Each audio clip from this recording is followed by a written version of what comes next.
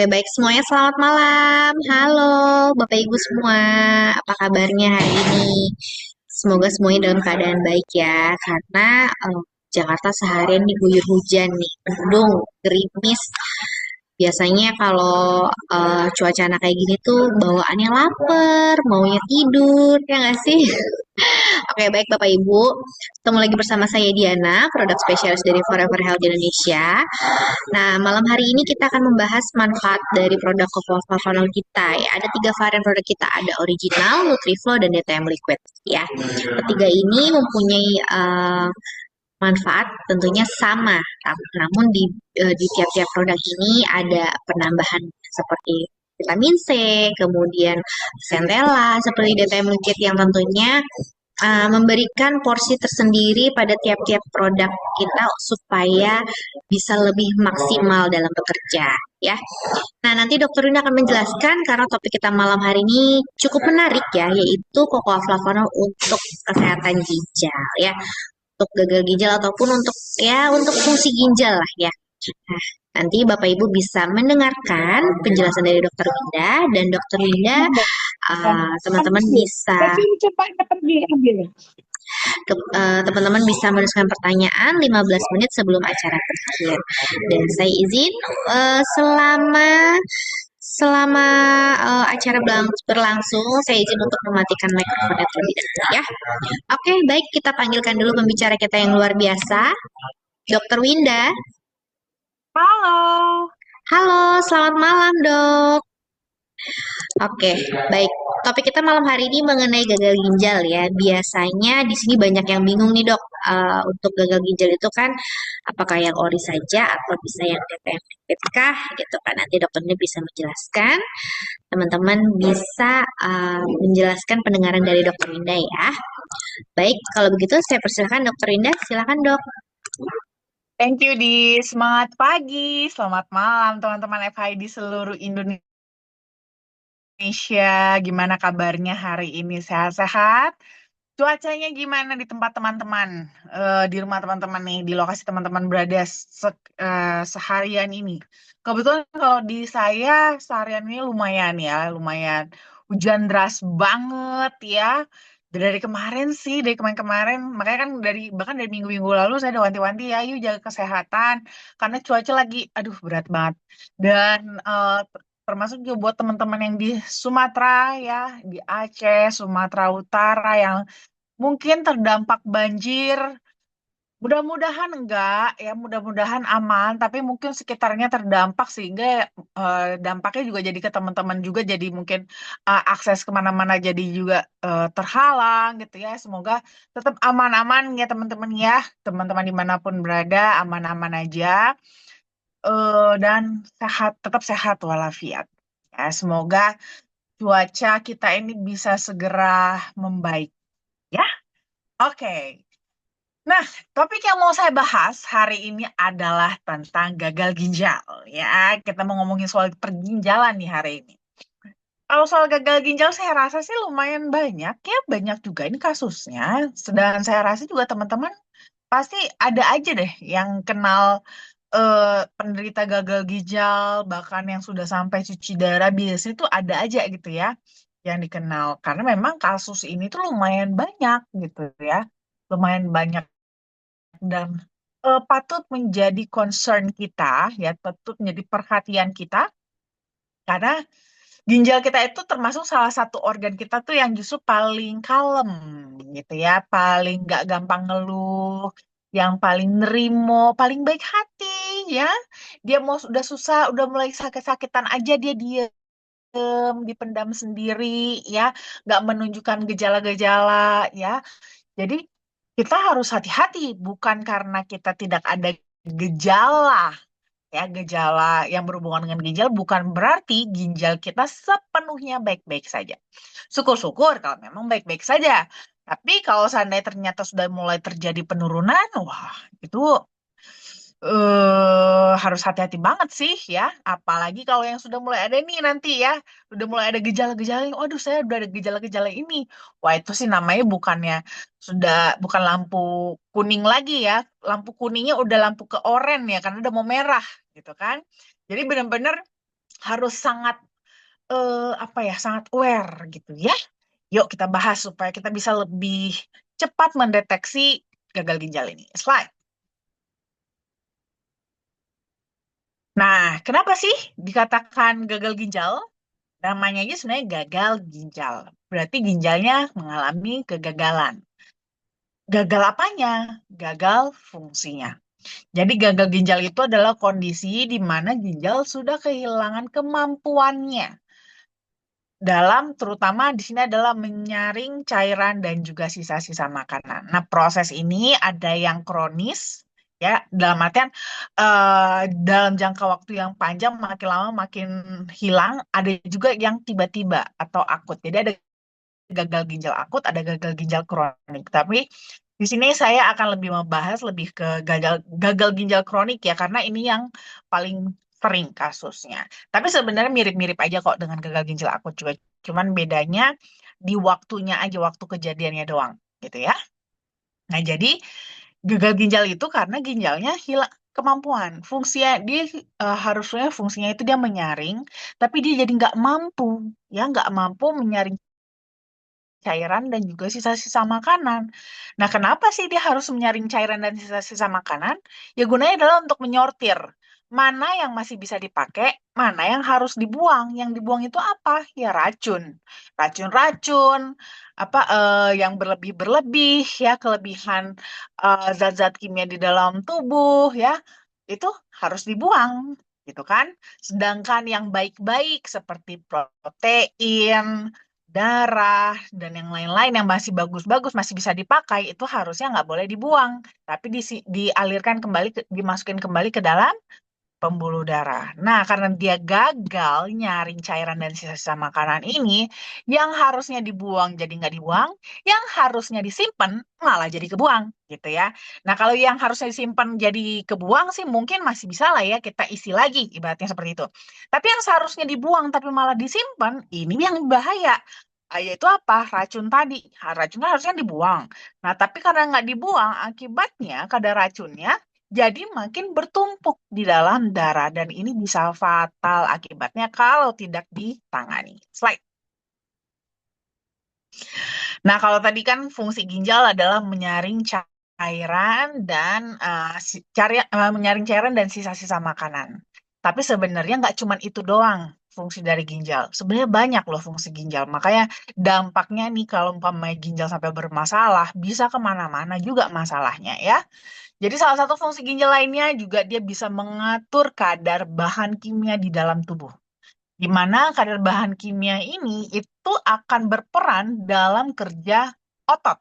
Baik otot jantung, otot polos pembuluh darah, maupun otot-otot gerak kita lainnya.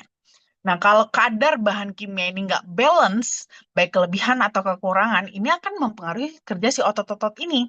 Nah, itu sangat berperan banget sama ginjal. Ginjal yang akan menentukan apakah ini sudah mulai kelebihan kadarnya atau malah kurang. Kalau kurang, nggak boleh dibuang.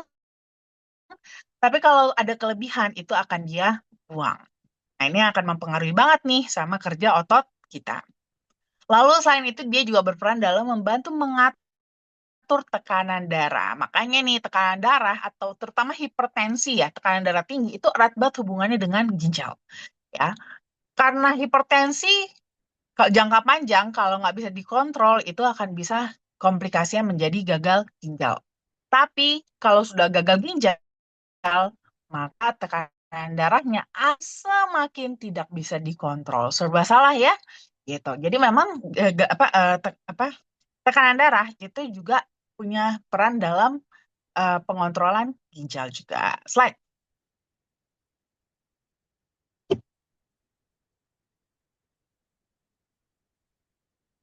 Nah, selain itu, dia juga berperan dalam memproduksi zat yang sejenis vitamin D yang berperan dalam menjaga kesehatan tulang. Nah, makanya nih, kenapa kalau biasanya kan nggak semua ya, tidak semua negara itu tuh seperti Indonesia yang cukup mataharinya, ya kan? Vitamin D itu kan bisa kita dapetin terutama dari matahari, dari berjemur, ya. Kulit matahari kena ke kulit kita bisa menghasilkan vitamin D. Nah, cuman kan nggak semua negara punya vitamin apa punya apa dapat sinar matahari yang cukup. Nah, terus habis itu teman-teman atau orang-orang yang tinggalnya di daerah yang kurang sinar mataharinya gimana dong vitamin D-nya? Masa dia di bermasalah tulangnya tenang, masih ada backup dari ginjal. Karena ginjal juga memproduksi zat yang sejenis dengan vitamin D yang akan berperan dalam menjaga kesehatan tulang. Selain itu, ginjal juga berperan dalam memproduksi yang namanya hormon glikoprotein, yaitu eritropoietin. Eritropoietin itu apa? Eritro itu eritrosit, poietin, membentuk. Jadi dia adalah hormon yang berperan dalam membentuk eritrosit atau sel darah merah. Jadi dia berperan dalam produksi sel-sel darah merah. Jadi kalau seandainya gagal ginjal atau ginjalnya tidak berfungsi, dia tidak bisa memproduksi si eritropoietin ini. Kalau eritropoietinnya tidak terproduksi, maka itu juga akan mengganggu produksi sel darah merah. Akibatnya anemia. Slide.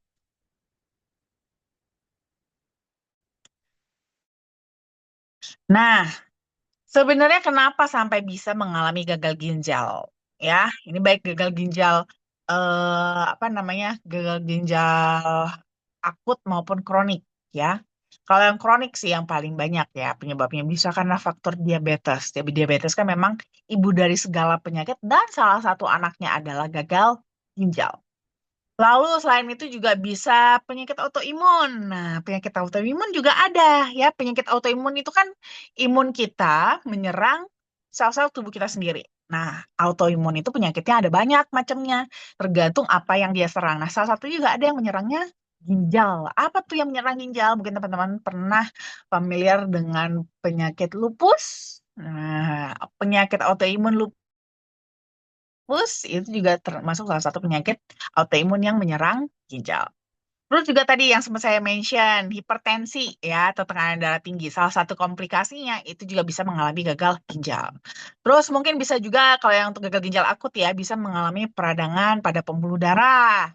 Terus juga mengalami infeksi pada ginjalnya karena ginjalnya mengalami infeksi, lama-lama malah bisa ternyata infeksinya berat tidak bisa ditangani sampai menyebabkan gagal ginjal. Itu masuknya kategori gagal ginjal akut bisa juga. Terus juga bisa karena ada kista. Nah, ini lumayan beberapa kali saya sempat dapat case ini juga ya. Jadi kista ginjal. Nah, itu juga bisa menyebabkan gagal ginjal kalau tidak ditangani. Apalagi posisi kistanya itu eh, di dalam gitu ya, bukan di sisi luar. Kalau di sisi luar kan dia mungkin tidak terlalu menghalangi kerja ginjal, tapi kalau posisinya dia di dalam, dia akan menghalangi fungsi ginjalnya sehingga bisa mengalami gagal ginjal. Dan tentunya keracunan. Ya, keracunan karena jumlah logam atau racun yang terlalu banyak dalam tubuh. Contohnya tuh kayak kasus bundir, ya. Maka saya singkat aja ya. Kasus bundir gitu kan, minum baygon gitu. Nah, itu kan racun, ya kan? Racun langsung diminum dalam jumlah banyak, itu bisa menyebabkan gagal ginjal, ya. Kalaupun umpamanya ibaratnya ini kalau selamat, tapi bisa menyebabkan gagal ginjal. Slide.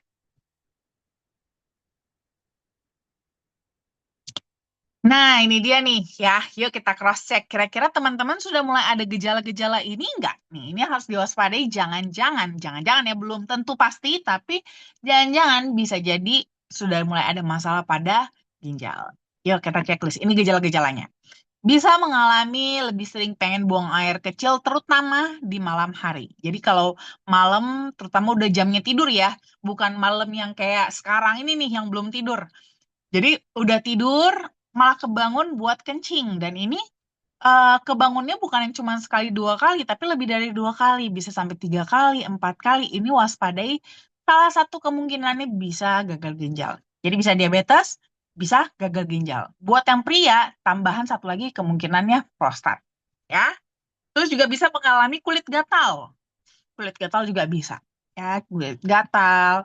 Terus mungkin kalau seandainya kebetulan ada cek urin, itu di urinnya itu ada darah atau protein ya terdeteksi dalam urin saat tes urin. Nah, ini kan seharusnya namanya darah sama protein itu kan baik ya untuk tubuh. Nah, seharusnya nggak boleh dikeluarin. Nah, ini karena tadi terjadi gagal pada fungsi ginjalnya, sehingga yang harusnya dimasukin lagi ke dalam malah jadi keluar. Nah, terus tadi termasuk salah satunya dia mengatur eh, kadar zat kimia ya kan pada darah, sehingga ini yang akan mempengaruhi pada otot. Nah, kalau seandainya kadarnya tidak balance atau tidak seimbang, ini bisa mengalami gejalanya salah satunya kram otot ataupun kejang otot. Terus bisa juga mengalami kehilangan berat badan padahal lagi nggak diet ya. Terus juga bisa hilang nafsu makan, mual, dan muntah. Ini termasuk salah satu ciri-ciri keracunan. Ya, sudah mulai keracunan karena kadar racun di dalam darahnya sudah mulai agak meningkat. Terus bisa ngalamin insomnia, ya, gangguan tidur, terus lebih gampang capek, ya, terus merasa lemes, lemah, terus juga mulai mengalami penurunan dari ketajaman mental, ya, jadi mungkin jadi lebih sensitif atau lebih istilahnya mah jadi lebih lemot ya, lebih kayak nggak nyambung atau jadi lebih ngawang-ngawang ya gitu ya. Jadi ketajaman mentalnya mulai menurun. Terus juga kalau tensi itu malah jadi kok kayaknya suka naik ya gitu ya, tensinya suka tinggi, apalagi kalau teman-teman yang kebetulan tensinya sudah memang penderita hipertensi itu biasa minum obat hipertensi, itu kok malah makin bandel ya sekarang, padahal udah minum obat hipertensi tapi tekanan darahnya nggak bisa dikendalikan. Terus bisa juga sudah mulai mengalami penumpukan cairan, ya sudah mulai mengalami bengkak-bengkak, bengkak-bengkak cairan tapinya ya, bengkak-bengkak cairan terutama di area yang ke bawah. Jadi di pergelangan kaki, di kaki ataupun di tangan, ya. Terus juga mungkin bisa juga ada penumpukan cairan juga di dada, ya, sehingga dada jadi terasa lebih nyeri, sesak nafas juga. Dan kalau pada pria bisa juga mengalami disfungsi ereksi. Nah, kira-kira ada beberapa nih, ada berapa checklist nggak nih di antara gejala-gejala ini? Kalau ada, boleh nih ya, mulai agak lebih memperhatikan ginjalnya. Mungkin boleh juga eh, medical check up ya, atau minimal cek deh, cek fungsi ginjal gitu ya. Cek lab untuk fungsi ginjal untuk melihat kira-kira fungsi ginjalnya udah gimana ya gitu. Kira-kira sudah mulai ada terjadi penurunan nggak nih? Udah harus kita waspadai lebih serius atau masih bisa agak santai gitu ya. Baik.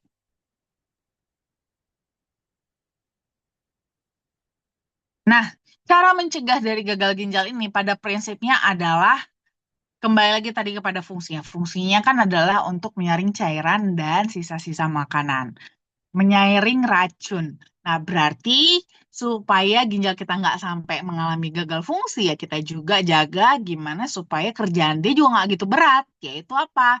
Nggak masukin racun lebih banyak lagi ke dalam tubuh. Ya, jaga jangan banyak-banyak racun yang masuk ke dalam tubuh. Mulai dari apa? Kurangin deh tuh radikal-radikal bebas ya. Mulai dari rokok, miras ya. Ya, apalagi udah mau akhir tahun nih, ya, ya kan? Natal akhir tahun kadang-kadang tuh suka ya begitulah ya. Dikontrol ya, kontrol, kontrol. Ya, jadi dari rokok, miras, mulai olahraga yang lebih teratur. Olahraga yang teratur akan bantu tekanan darah kita juga jadi lebih stabil. Kalau tekanan darah kita lebih stabil, maka beban kepada ginjal kita juga bisa lebih ringan. Terus kalau minum obat boleh, tapi biasakan baca petunjuknya, ya. Jangan asal-asal minum, ya. Jadi harus dibaca petunjuknya. Kadang-kadang memang obat-obatan ini petunjuknya suka tulisannya kecil banget sih. Jadi coba minta tolong yang bisa baca minta tolong yang lain untuk membacakan ya petunjuk obatnya supaya jangan sampai salah minum. Kalaupun bingung, tanya dokternya, ya, tanya perawatnya, atau paling benar tanya saya, ya.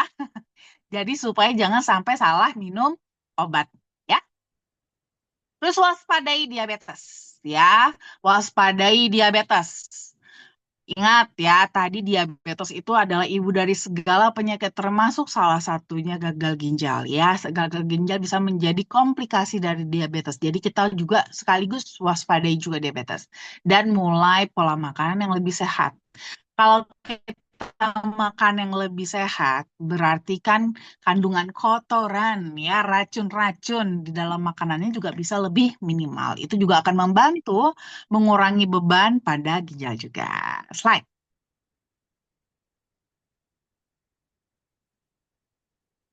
Nah, memperkenalkan produk saing kita yaitu Coco Favanol, ada varian original, DTM Liquid, dan juga NutriFlow. Slide. Kalau kita ngomongin soal flavanol, kita pasti akan ngomongin juga otomatis nih kepalanya yaitu polifenol di mana manfaat utamanya adalah sebagai antioksidan. Tapi secara spesifik untuk flavanolnya sendiri, apalagi yang kandungannya tinggi terutama pada kokoa, itu juga terbukti secara klinis bermanfaat untuk fungsi kardiovaskular juga ternyata. Karena dalam jangka waktu yang relatif pendek, dia bisa memberikan efek dilatasi atau pelebaran pada pembuluh darah.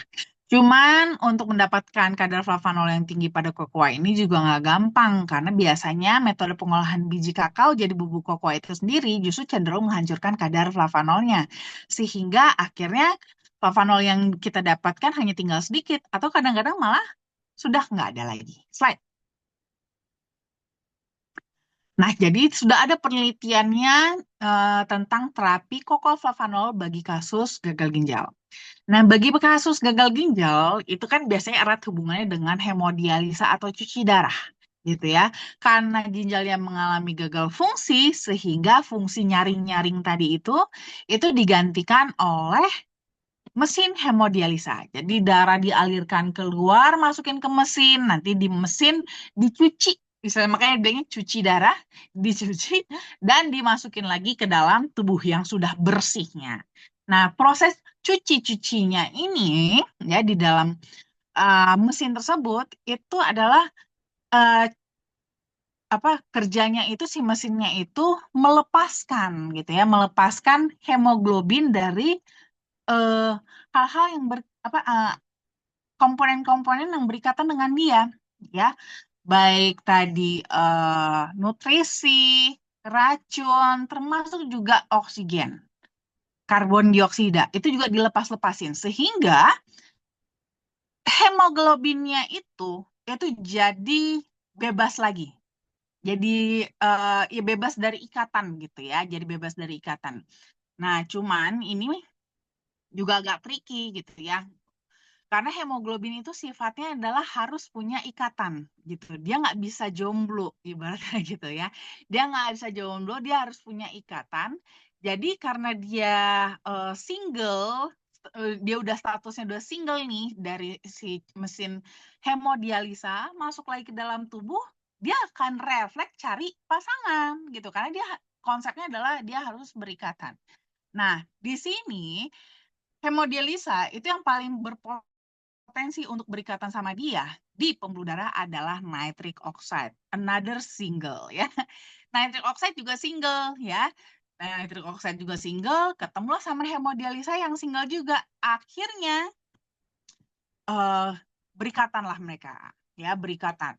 Nah, cuman ini kurang menguntungkan sebenarnya teman-teman kalau ikatannya antara hemoglobin ya dengan nitric oxide karena akibatnya nitric oxide jadi nggak bisa kerja karena diikat sama hemoglobin. Sedangkan nitric oxide itu harusnya berikatan dengan otot polos pada pembuluh darah sehingga bisa membuat si otot polos tersebut itu jadi elastis ya, jadi lentur. Nah, karena dia sudah berikatannya dengan hemoglobin, akhirnya nggak ada deh yang melenturkan pembuluh darah. Ini akan membuat pembuluh darah menjadi lebih kaku dan lebih rapuh. Makanya nih, pada pasien-pasien gagal ginjal, itu kalau udah dalam jangka waktu tertentu, itu pembuluh darahnya tempat melakukan hemodialisanya itu lama-lama rusak. Akhirnya harus pindah. Kenapa sampai bisa rusak ya? Karena tadi ya nitric oxide-nya itu di area tersebut itu diikat sama si hemoglobin sehingga tidak bisa berfungsi dengan seharusnya. Akhirnya lama-lama pembuluh darahnya rusak. Nah, ternyata ada penelitiannya ini teman-teman ya. Penelitian pada subjek yang berusia rata-rata 65 tahun yang melakukan hemodialisa 3 kali seminggu. Itu ternyata menunjukkan perbaikan 53% pada aliran darah yang dipengaruhi dilatasi. Jadi aliran darah yang terpengaruh dengan dilatasinya itu membaik sampai 53% setelah mereka mengkonsumsi flavanol 900 mg setiap hari selama 30 hari. Slide.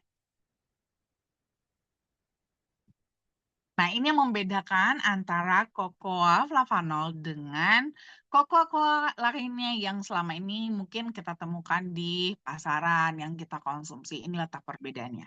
Jadi produsen kita itu Berry Callebaut itu sudah ketemu gimana caranya supaya bisa mengolah biji kakao menjadi bubuk kokoa tapi kadar flavanol bisa tetap tinggi.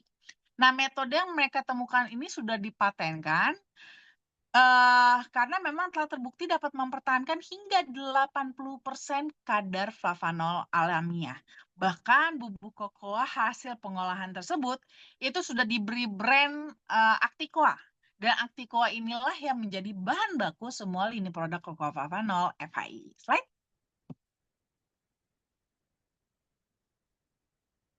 Nah, tidak hanya ada flavanol aja, ada Centella asiatica juga. Karena Centella asiatica ini ternyata nggak cuma bagus buat kulit doang, tapi ternyata bagus juga untuk ginjal. Centella asiatica itu dia memiliki senyawa aktif terpenoid yang dapat memperlancar proses biosintesis dari kolagen untuk merangsang regenerasi sel ginjal, ya. Di mana ini berperan sekali pada kasus gagal ginjal. Jadi bukan pasien gagal ginjal itu tidak mungkin recovery, ya, bukan tidak mungkin dia bisa recovery, bisa membaik. Cuman sulit, ya, sulit karena apa? Karena tadi udah rusak kan, udah rusak, mau diperbaiki tapi rusak lagi, akhirnya nggak baik-baik gitu. Nah, Centella asiatica ini itu membantu memperlancar proses regenerasi sel ginjalnya. Jadi bisa lebih keep up gitu ya antara yang rusak dengan regenerasinya. Sehingga ini bisa banget membantu dalam memperlancar sirkulasi darah pada ginjal. Slide.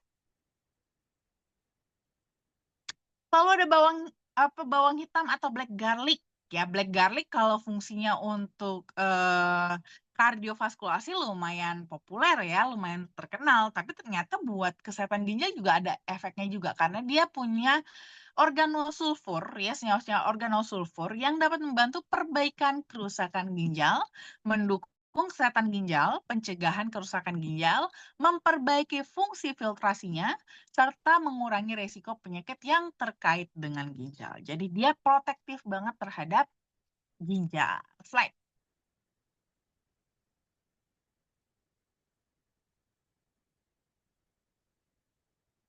Nah, lalu ada dukungan lain juga ya dari vitamin B7 ya, gitu bagus untuk metabolisme tubuh.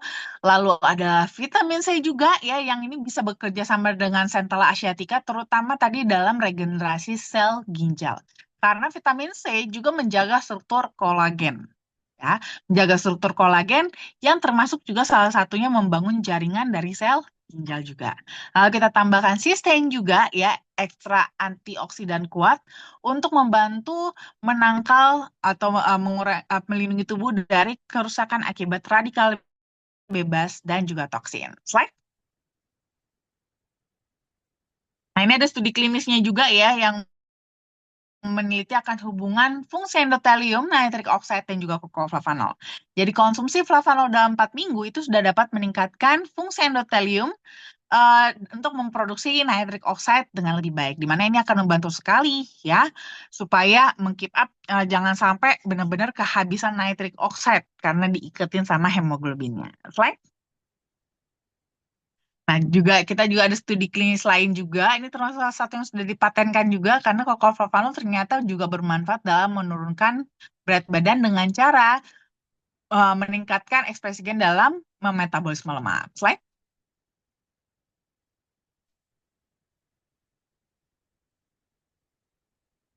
Lalu juga kita sudah punya klaim kesehatan yang sudah di-approve ya baik oleh EFSA maupun FDA. EFSA mengatakan cocoa flavanol itu bisa membantu menjaga elastisitas pembuluh darah, di mana ini kan memberikan kontribusi untuk aliran darah yang normal. Dan FDA juga mengatakan bahwa cocoa flavanol bahkan bisa membantu menurunkan risiko penyakit kardiovaskular. Tapi untuk klaim kesehatan ini itu anjuran konsumsinya minimum 200 miligram flavanol setiap hari. Slide.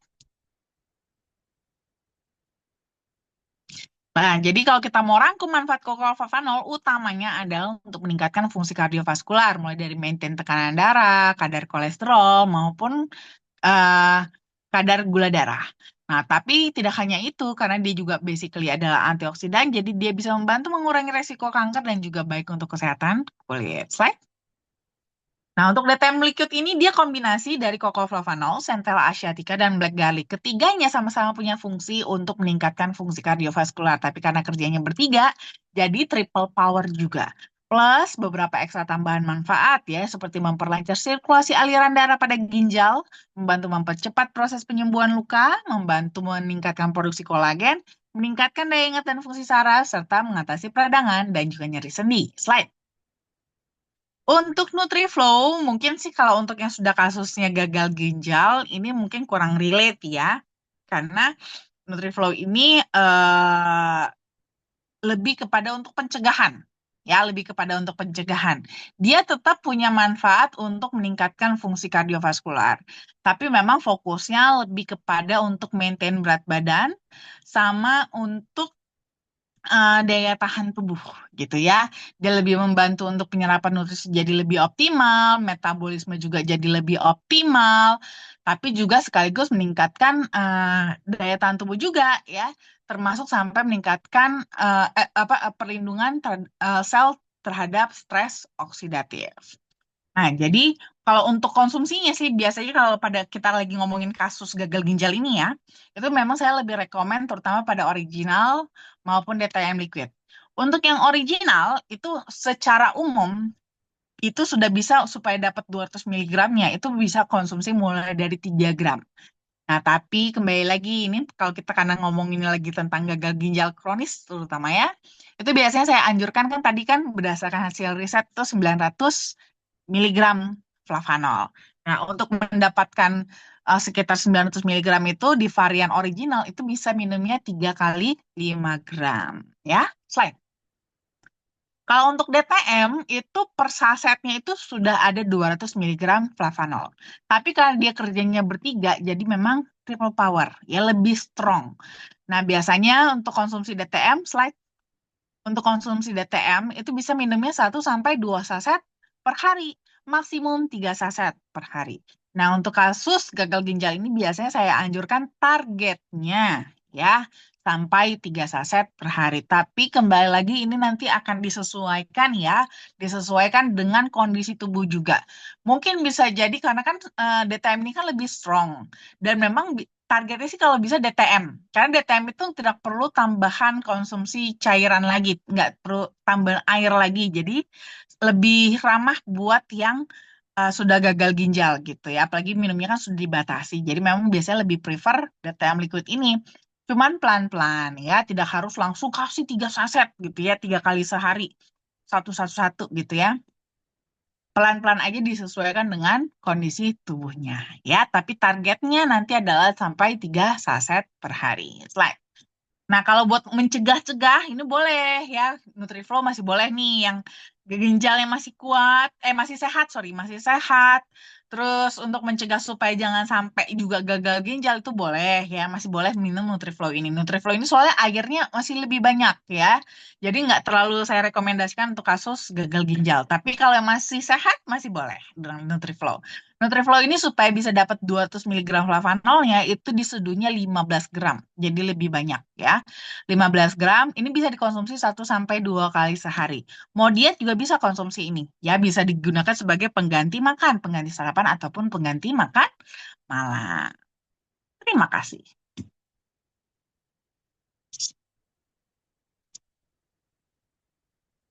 Oke, baik. Terima kasih banyak Dokter Winda untuk penjelasannya. Sekarang kita ke sebelum sesi tanya jawab, saya akan memberitahukan informasi seperti sosial media dan eh, acara besok yang akan dilaksanakan FAI dalam waktu dekat. Baik, Bapak Ibu bisa mengikuti sosial media kami di YouTube di Forever Healthy Indonesia Official, Instagram foreverhealthy.id, Facebook Forever Healthy Indonesia, Telegram FI Official, dan TikToknya ada foreverhealthy.indonesia. Jadi Bapak Ibu bisa mengikuti sosial media kami untuk mengetahui acara, tips kesehatan, dan pencapaian-pencapaian yang teman-teman sudah uh, lakukan ya. Jadi kita ada posting di sosial media kami. Selanjutnya, Bapak Ibu yang ingin bertanya dengan Dokter Winda seputar kesehatan, ya, di nomor 0878 1706 6067 dari Senin sampai Jumat jam 10 sampai jam 5 sore. Dan besok kita ada acara di kantor hari Jumat tanggal 5 Desember jam 1 siang, membahas mengenai bisnis dan juga kesehatannya yang akan dibawakan oleh Dokter Winda dan juga leader pembicara kita yang luar biasa, ada Bu Anastasia Ana Yusuf, dengan judul yang dibawakan oleh Dokter Winda adalah Food of God. Jadi jangan sampai terlewatkan nih Bapak Ibu ya, supaya mengetahui bagaimana manfaat seputar cocoa untuk kesehatan, dan tentunya kita akan membahas bisnis. Oke. Baik, sekarang kita ke sesi tanya jawab. Ada pertanyaan nih dokter dari Bu Dona. Dokter, dulu pernah ada diagnosa terdapat batu kecil-kecil masih seperti pasir di ginjal saudara perempuan saya. Nah, produk kokoa mana yang perlu dikonsumsi dan berapa banyak setiap hari perlu dikonsumsi? Apa bahaya batu seperti pasir di ginjal nih, Dok? Hmm. Oke, sebenarnya sih kalau produk flavanol yang mana yang perlu dikonsumsi untuk kasus batu ginjal sih, saya sih lebih prefer liquid sih kalau bisa, ya kalau bisa liquid. Karena liquid memang lebih, kalau udah ginjal tuh lebih prefer liquid sih, masalah ginjal ya. Itu lebih prefer liquid, tapi ini catatan sebenarnya, batu ginjal itu kan eh sebenarnya bisa dibilang hasil dari pola hidup ya. Pola hidup, kebiasaan minum air putihnya, kebiasaan dari makanannya gitu. Jadi harus mulai evaluasi juga nih. Mungkin bisa dicek juga ya nanti sama dokter juga. Itu batu ginjalnya batu apa? Karena batu ginjal itu juga ada beberapa jenis. Tujuannya untuk apa? Tahu batu ginjal ini batu apa? Jadi supaya tahu sebenarnya gaya hidup yang mana yang mempengaruhi sampai seperti ini gitu. Contoh, mungkin kan bisa batu asam urat ada, terus ada beberapa macam batu lah ya, ada beberapa macam. Karena kan itu kan sebenarnya adalah penumpukan zat yang lama-lama mengkristal gitu ya. Nah, jadi itu harus dievaluasi juga. Tapi sebenarnya sih intinya sih paling utama minum. Ya, minum air putihnya berarti kurang. Makanya sampai akibatnya si zat-zat ini jadi mengendap dan mengkristal menjadi batu ginjal.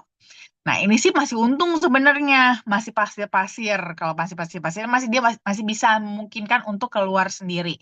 Tapi bukan berarti kalau udah keluar terus masalah selesai, ya. Balik lagi tadi sama seperti saya bilang, ini masih bisa timbul lagi kalau tidak diubah pola hidupnya, ya. Jadi harus tetap evaluasi pola hidup juga. Minum yang mana? Yang liquid boleh. Nanti minum kalau lagi kayak gini boleh agak intens ya, dikasih 2 saset boleh. Ya. 2 kali 1 saset gitu ya, satu pagi, satu sore atau malam gitu. Dan jangan lupa tadi ya banyakin minum air putihnya ya. Karena walau bagaimanapun itu kan perlu didorong gitu. Oke?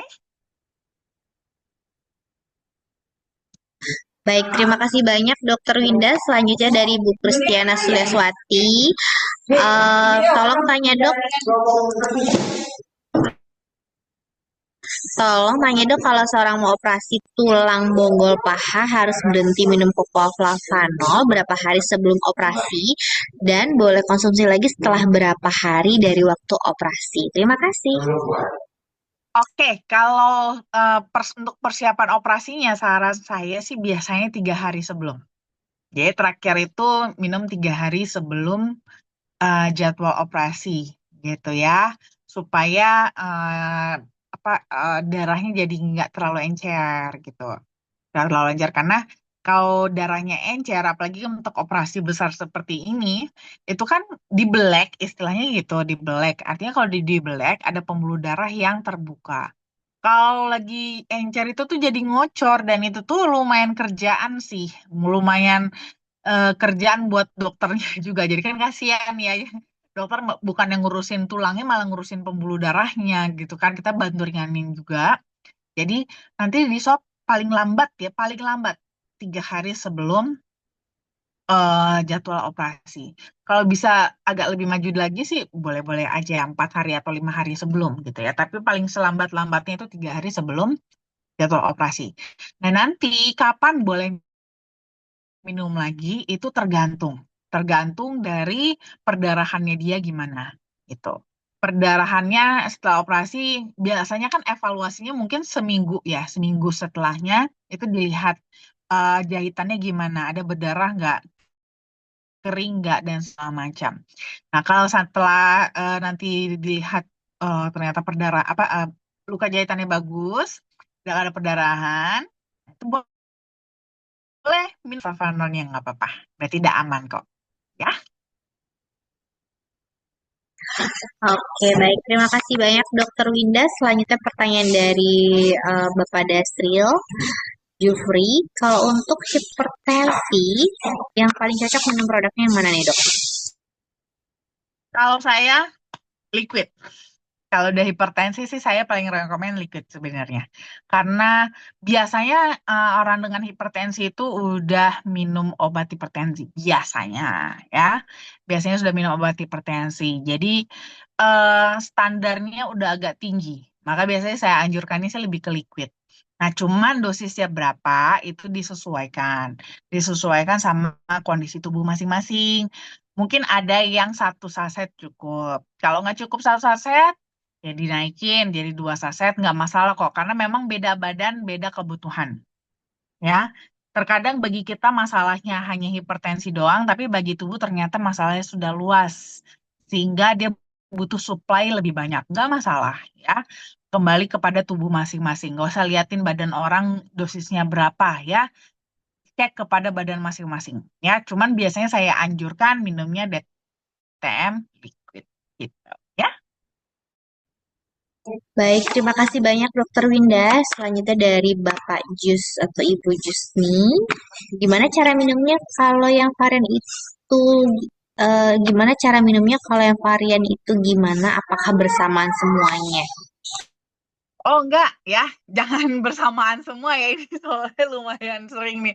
Saking bersemangatnya minum flavanol, semua diminum sekaligus di dalam waktu yang bersamaan. Enggak ya, bukan begitu cara konsumsi flavanol. Apakah kalau kayak gitu jadi berbahaya, Dok? Enggak sih, bukan berbahayanya. Jadi bu di sini konteksnya itu bukan berbahaya. Cuman untuk bisa mendapatkan manfaat yang optimal gitu ya, manfaat yang optimal, kita juga harus memahami cara kerja flavanol itu sendiri. Nah, flavanol ini kerjanya itu dia itu jangka pendek ya. Jamnya itu dia bekerja dalam optimal itu dalam 6 jam. Nah, kalau seandainya nih teman-teman minumnya banyak, macam-macam semua varian diminumin gitu kan. Tapi diminumnya di saat yang bersamaan semua, itu kan masih semuanya kerjanya jadi cuma 6 jam doang. Nah, sedangkan waktu kita kan ada 24 jam nih, gitu kan. Ada waktu 24 jam. Akhirnya 18 jam sisanya nggak ada yang kerja, gitu kan. Itu kan sayang, mubazir, gitu kan. Jadi ibaratnya jor-joran cuma di 6 jam doang, sayang, seperti itu. Makanya biasanya selalu saya anjurkan itu justru dipecah-pecah, ya.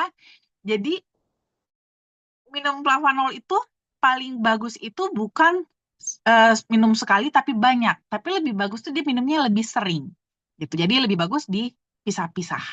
Mana yang minumnya pagi, mana minumnya siang, mana minumnya sore atau malam gitu. Ya. Oke, baik. Terima kasih banyak Dokter Winda. Selanjutnya dari Bapak Arwadi. Malam dok, kalau sudah cuci darah 2 kali seminggu, bagaimana jeda waktu dengan konsumsi obat dokter? Terima kasih. Oke, kalau untuk apa jeda waktu dengan obat dokter sih saran saya biasanya sekitar 1 jam, 1 sampai 2 jam gitu. Sebenarnya akan lebih bagus, lebih baik kalau umpamanya konsumsinya Flavanol dulu. Flavanol baru 2 jam kemudian 1-2 jam kemudian itu minum obat dokter. Karena kan Flavanol itu kan dia kerjanya adalah membuka. dilatasi pembuluh darah gitu kan, mendilatasi pembuluh darah. Jadi dia ngebuka jalan gitu supaya obat-obatan dokter justru bisa bekerja dengan lebih optimal gitu. Jadi seperti rider. Jadi memang justru sih lebih bagus dia dikonsumsi duluan. Tapi balik lagi sesuaikan dengan kondisi tubuh ya. Jadi bukan berarti kalau dia diminumnya setelah obat dokter jadi nggak ngefek. Nggak kok, tetap ngefek, tetap ngefek. Jangan khawatir.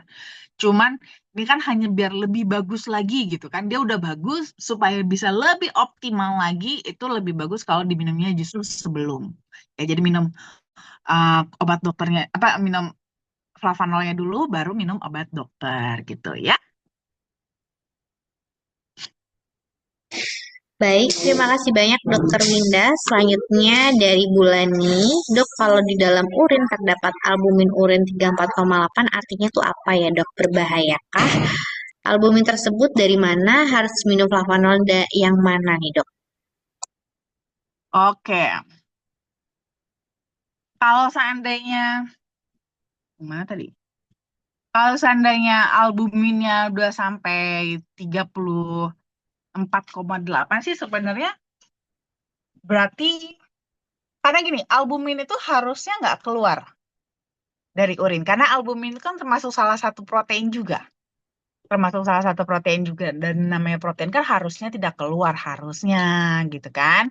Nah, tapi kalau sampai keluar dan jumlahnya bisa udah sampai 34,8 sih agak over sebenarnya, agak berlebih ya.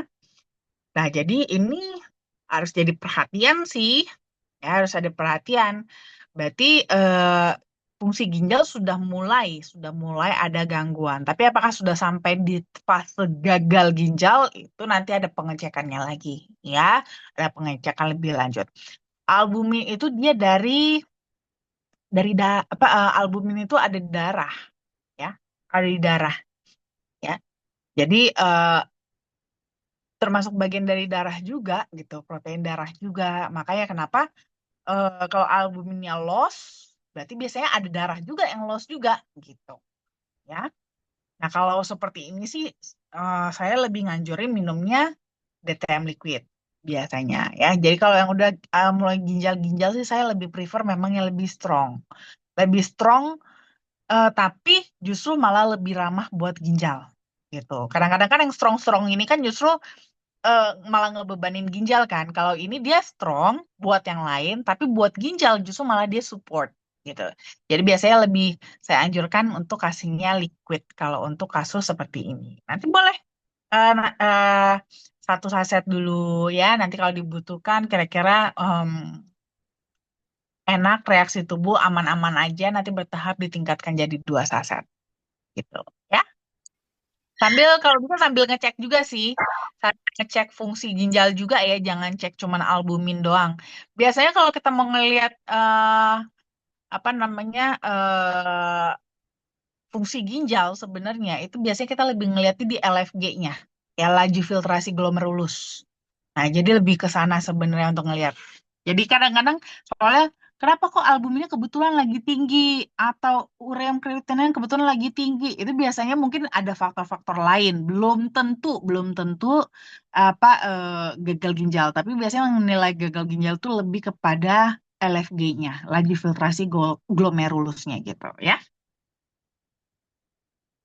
Oke, baik. Terima kasih banyak. Selanjutnya pertanyaan dari Bapak Arwaditi. Dok, kalau batu empedu susah pecah dan jadi lebih halus, produk dan cara minumnya gimana biar cepat keluar ya, Dok? Terima kasih. Oke, kalau sudah seperti itu sih sebenarnya antara original atau DTM liquid boleh ya. Antara original atau DTM liquid boleh konsumsinya. Itu akan bantu ya, bantu supaya dia bisa keluar dan juga meminimalisir eh peradangan di area empedunya juga. Karena kalau meradang itu sama aja batunya jadi nggak bisa keluar gitu kan. Apalagi kalau meradangnya di area salurannya, saluran empedu itu bisa mengakibatkan malah jadi bengkak, salurannya bengkak malah jadi nggak bisa keluar karena menghalangi jalan kan ibaratnya gitu. Nah, jadi nanti boleh minumnya Original boleh, liquid juga boleh. Nanti disesuaikan aja untuk dosisnya. Biasanya sih anjurannya saya karena kebetulan lagi seperti ini, biasanya saya anjurkan setidaknya 2 kali sehari gitu. Baik 2 kali original ataupun 2 saset DTM. Gitu. Tapi kembali ya disesuaikan dengan kondisi tubuh. Nanti evaluasinya bertahap. Targetnya aja segitu. Tapi nggak harus dari awal langsung minumnya sebanyak itu. Kalau seandainya mungkin badannya nyaman-nyaman aja atau kitanya kuat untuk menghadapi reaksi detoksifikasinya sih, ya monggo, nggak apa-apa, hajar aja. Gitu ya.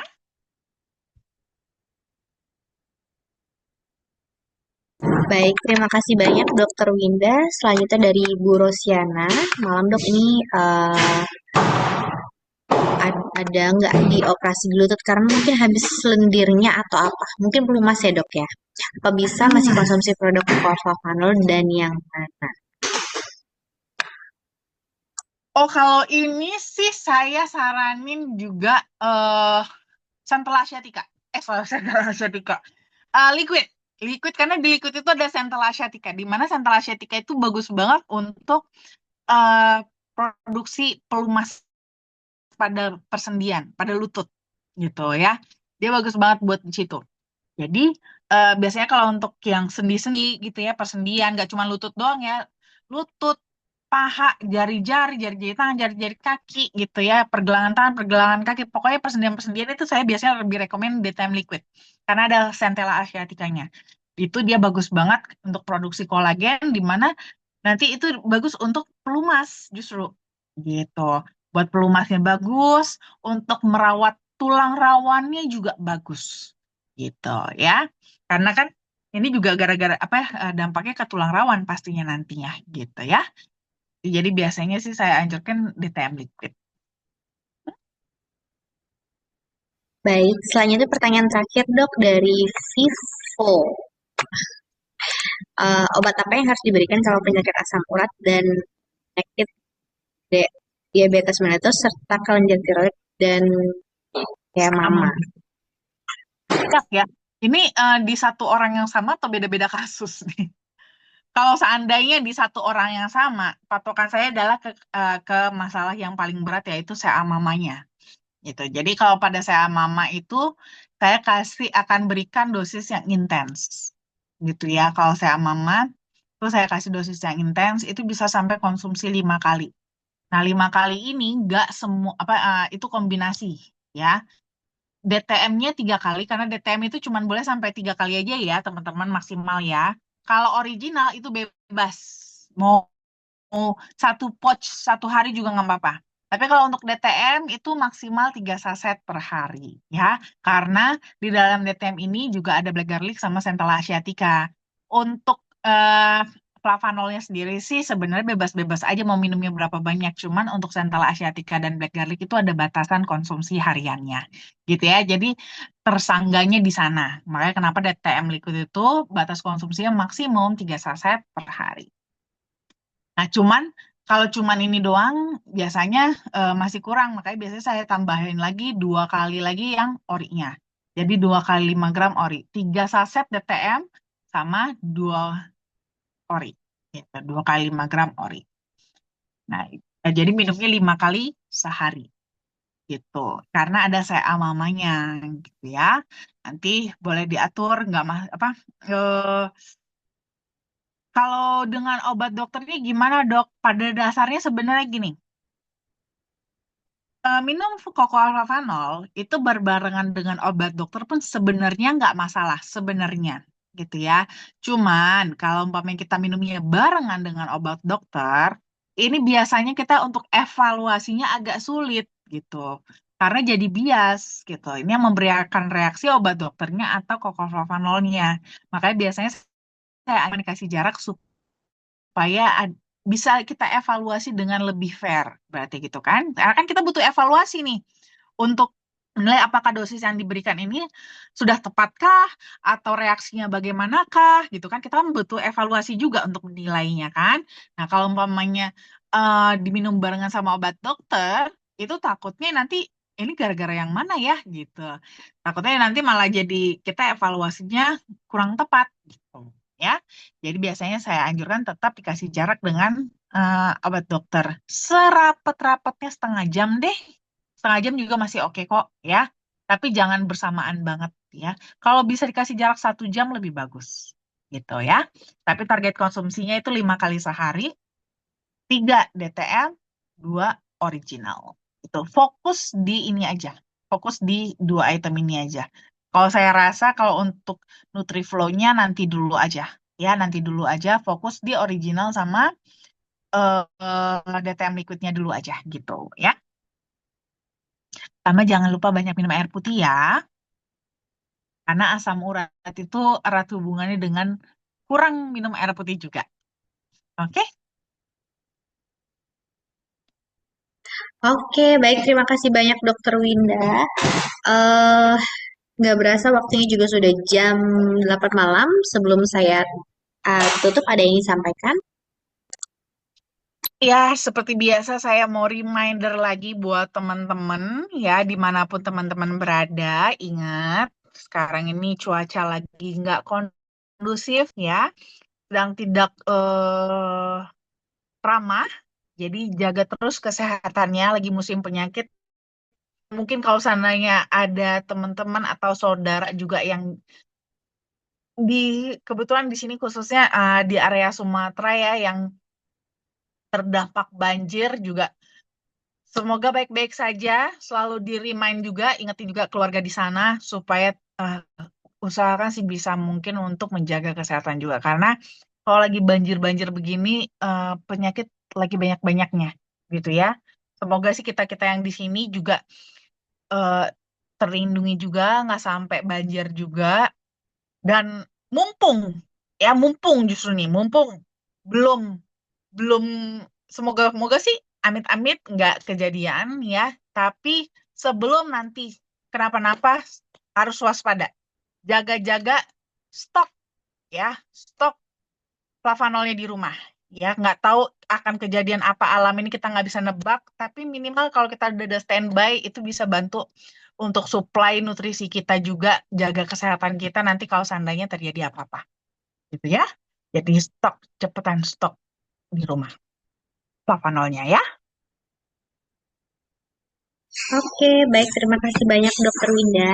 Baik teman-teman, saya akhiri untuk acara malam hari ini. Kita ketemu besok yang akan dibawakan secara offline oleh Dokter Winda dan Ibu Anastasia. Dan minggu depan tentunya kita akan bertemu lagi di hari Kamis jam 7 malam.